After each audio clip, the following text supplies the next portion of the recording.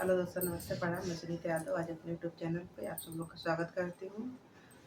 और आप सब लोग के बीच में मैं सोहर का उठान गीत लेके आ रही हूँ। आप लोग कैसा लगा कमेंट बॉक्स में जरूर बताओ। लाइक सब्सक्राइब शेयर जरूर करना और ज़्यादा से ज़्यादा अपना प्यार आशीर्वाद देना। हमारा भी चैनल आगे बढ़ाओ और मेरा भी वीडियो आगे बढ़ाओ। शेयर करो, लाइक सब्सक्राइब करो।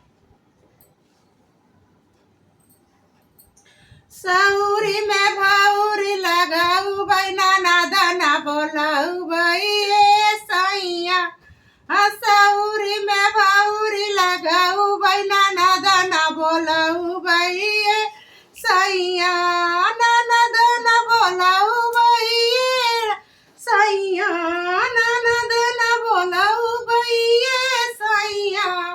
सौरी में भाउरी लगाऊ भाई नाना दाना बोलाऊ भाई ये सैया।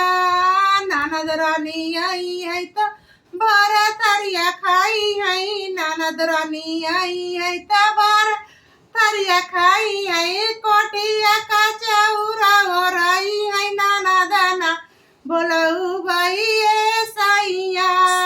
कोटिया का चौरा हो रही है। नाना दाना बोलाऊ भाई ये सैया। सौरी में भाउरी लगाऊ भाई नाना दाना बोलाऊ भाई ये सैया। नाना दाना बोलाऊ भाई ये सैया। नाना दाना बोलाऊ भाई ये सैया। सौरी में भाउरी लगाऊ भाई नाना दाना बोलाऊ भाई ये सैया। ननद रानी आई है तो हर वाहर करी है। ननद रानी आई है तो हर वाहर करी है।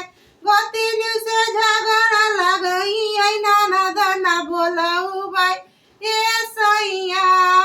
गोतिन से झगड़ा लगाई है। नाना दाना बोलाऊ भाई ये सैया।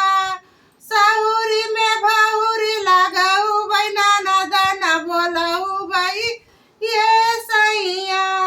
ननद रानी आई है तो हर वाहर करी है। ननद रानी आई है तो हर वाहर करी है। तो हम उसे झगड़ा लगाई है। नाना दाना बोलाऊ भाई ये सैया। तो हम उसे झगड़ा लगाई है। नाना दाना बोलाऊ भाई ये सैया।